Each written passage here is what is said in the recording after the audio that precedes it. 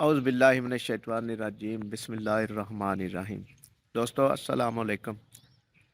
अल्लाह ताला अगे दुआ है कि तुसी सारे दोस्त सेहत और तंदुरुस्ती वाली लंबी ज़िंदगी गुजारो। दोस्तों कब्रस्तान फातिहा करन वास्ते आए, अज जुम्मे का दिन है तो इस दौरान ज़हन च एक गल आई है तुहाडे नाल शेयर करनी चाह रहा। वो एक पैगाम है साढ़े यूट्यूब चैनल के उत्ते नवे आने वाले दोस्तों अगे गुजारिश है कि इस वीडियो को आखिर तक जरूर देखा जाए और चैनल को सबसक्राइब कर लवो और घंटी के बटन भी दबा दो ताकि साड़ी हर नवी आने वाली वीडियो का नोटिफिकेशन तुहाडे तक पहुँच सके। दोस्तों अज मैं तुहाडे नाल एक गल शेयर करनी चाह रहा, समझ लो कि पैगाम है। जेड़े दोस्तों अच्छा लगे वो कमेंट जरूर करिया जे। पैगाम ये वे कि रमज़ान शरीफ का महीना 2 दिन बाद शुरू हो रहा है और जेड़े दोस्त भाई हर रमज़ान शरीफ माड़े लोगों की मदद करते हैं ज़कात की शक्ल या वैसे इमदाद करते हैं अपने फंड्स के विचों, उन्होंने अगे गुजारिश है कि आखिरी दिनों माड़े लोगों की खिदमत करने की बजाय अगर शुरू रमज़ान कर लैन तो वह माड़े लोगों को फायदा ये होएगा कि अगर उन्होंने रोज़े रखते हैं, उन्होंने को राशन नहीं है तो राशन खरीद सकते हैं, या अगर वो ईद वास्ते कोई तैयारी करनी चाहते हैं कपड़िया की शक्ल या होर जोड़े कोई लवाजमात होंगे ने उन्हों की शक्ल तो बर वक्त तैयारी कर लैनगे।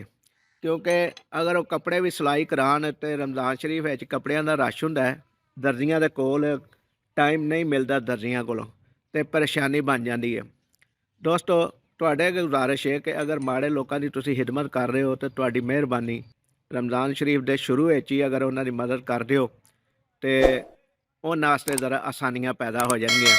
अल्लाह की ज़ात तुहानू भी अजर देगी और मिलना लाजमी मिलना, क्योंकि तुहाडी नीयत खालस है। क्योंकि खालस नीयत नाल तुसी माड़े लोगों की खिदमत करते हो और खालस नीयत के नाल ही तुसी चाहते हो कि असी किसी गरीब का हक उहदे तक पहुँचाइए जिहड़ा अल्लाह ताला ने सानू दीन के मुताबिक दसिया है कि तुहाडे रिज़क दे विच 2.5% जिहड़ा वो माड़े लोगों का भी हिस्सा तुहाडे पहलू अजीज़ों का, रिश्तेदारों का, फिर महल्लेदारों का, फिर शहरदारों का।